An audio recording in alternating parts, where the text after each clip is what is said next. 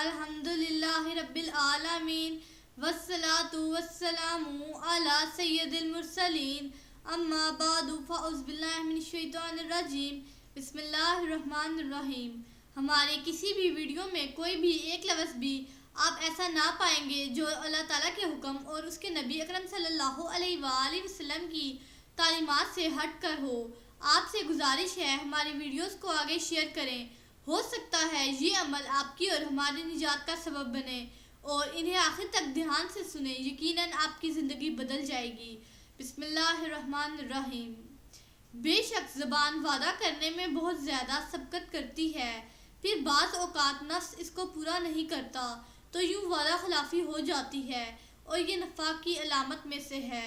اللہ عز و جل ارشاد فرماتا ہے، یا ایھا الذین آمنوا اوفوا بالعقود، اے ایمان والو اپنے قول یعنی عہد پورے کرو۔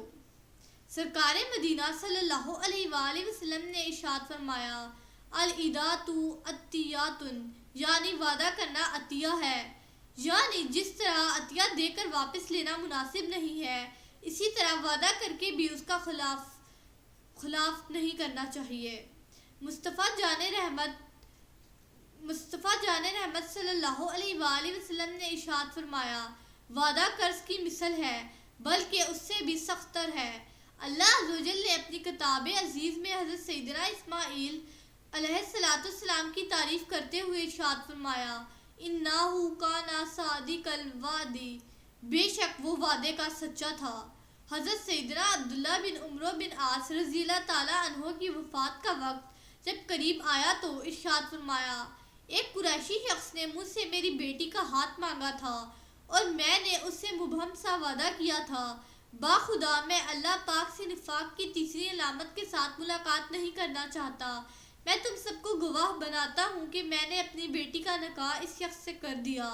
حضرت سیدنا عبداللہ بن ابو الحمزہ رضی اللہ تعالیٰ عنہ فرماتے ہیں، میں نے حضور نبی اکرم صلی اللہ علیہ وآلہ وسلم سے آپ کی بعثت سے پہلے کوئی چیز خریدی جس کا کچھ بقایا رہ گیا۔ میں نے وعدہ کیا کہ اسی جگہ آپ کے پاس لے کر حاضر ہوتا ہوں، لیکن میں اس دن بھول گیا اور اس کے اگلے دن بھی مجھے خیال نہ آیا۔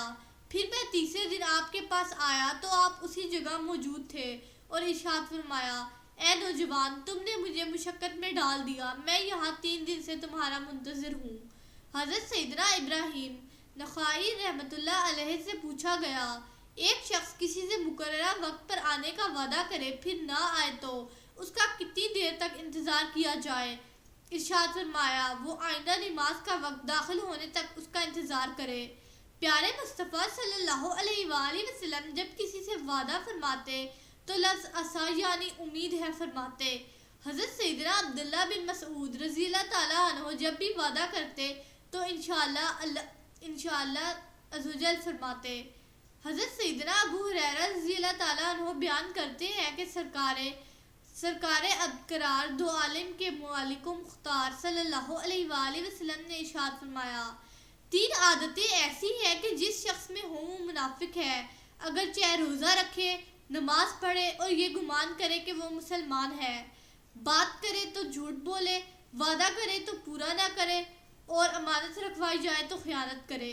حضرت سیدنا عبداللہ بن عمرو رضی اللہ تعالیٰ عنہ بیان کرتے ہیں کہ حضور نبی کریم صلی اللہ علیہ وآلہ وسلم نے ارشاد فرمایا، 4 عادتیں جس شخص میں ہوں وہ منافق ہے، اور جس میں ان میں سے کوئی ایک ہو اس میں نفاق کی ایک عادت ہے، حتیٰ کہ اسے چھوڑ دے، بات کرے تو جھوٹ بولے، وعدہ کرے تو خلاف ورزی کرے، عہد کرے تو عہد شکنی کرے، اور جھگڑا کرے تو گالم گلوچ کرے۔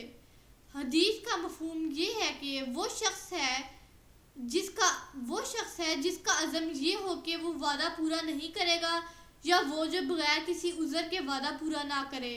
رہا وہ شخص جس کا وعدہ پورا کرنے کا عزم ہو، پھر اسے کوئی ایسا عذر پیش آ جائے جو اسے وعدہ پورا کرنے سے روک دے تو وہ منافق نہیں ہوگا، اگرچہ یہ بھی صورت نفاق ہے، جس سے ایسے ہی بچنا چاہیے جیسے حقیقی نفاق سے بچا جاتا ہے، اور معقول عذر کے بغیر خود کو معذور نہیں سمجھنا چاہیے۔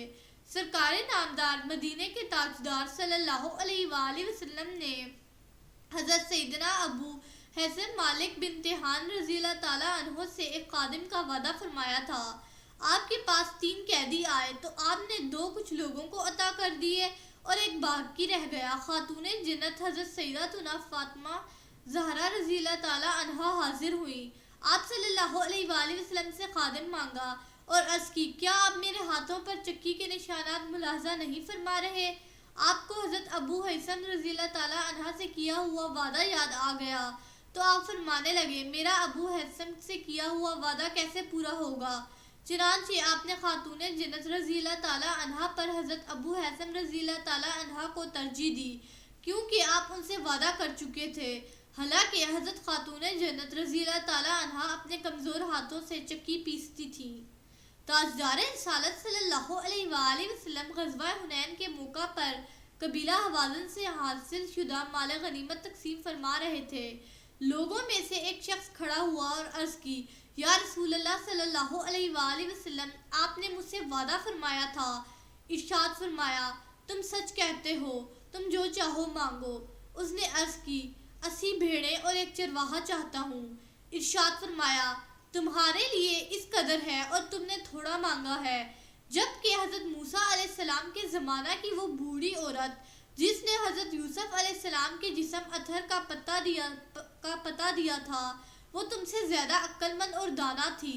جب حضرت موسیٰ علیہ السلام نے اس کو اختیار دیا تو اس نے عرض کی، میں دوبارہ جوان ہونا اور آپ کے ساتھ جنت میں داخل ہونا چاہتی ہوں۔ منقول ہے کہ لوگوں کو اس شخص کا مانگنا اتنا کم معلوم ہوا کہ اس کا مانگنا ضرب المثل بن گیا۔ چنانچہ کہا جانے لگا، فلاں شخص 80 بھیڑوں اور چرواہے والے سے بھی زیادہ کم سوچ کا حامل ہے۔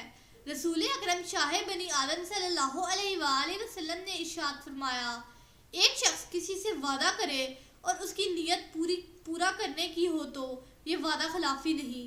ایک دوسری روایت میں یہ ہے، جب کوئی شخص اپنے مسلمان بھائی سے وعدہ کرے حالانکہ اس کی نیت پورا کرنے کی ہو لیکن کسی سبب سے وہ پورا نہ کرے تو اس پر کوئی گناہ نہیں۔ بسم اللہ الرحمن الرحیم۔ صلی اللہ علی حبیبہ سیدنا محمد وآلہ وصحبہ وسلم۔ اس درود پاک کے بے شمار فوائد ہیں۔ اس درود پاک کو کثرت سے پڑھنے والے کو دین و دنیا میں کسی چیز کی کمی نہیں رہتی۔ سکون قلب کی دولت سے مالا مال ہو جاتا ہے، دشمن دوست بن جاتا ہے۔ اگر کوئی چاہے دل کی کدورت، کینہ، دل کا میل، بغض، حسد اور اخلاق رذیلہ دور ہو جائیں تو اس درود پاک کو کثرت سے پڑھیے۔ This درود has numerous benefits. There is no lack of anything in the religion and a word for reciters. Peace becomes rich with the wealth of the heart. An enemy becomes a friend. If anyone wants the darkness of heart, malice, anger, jealousy, dirt of heart, and ethical behavior get away. So recite this درود frequently. اگر آپ کو ہماری یہ آج کی video پسند آئی ہے تو اس کو لائک کریں اور ہمارے چینل کو سبسکرائب کریں۔ اللہ تعالی ہمارا اور آپ کا حامی و ناصر ہو۔ شکریہ۔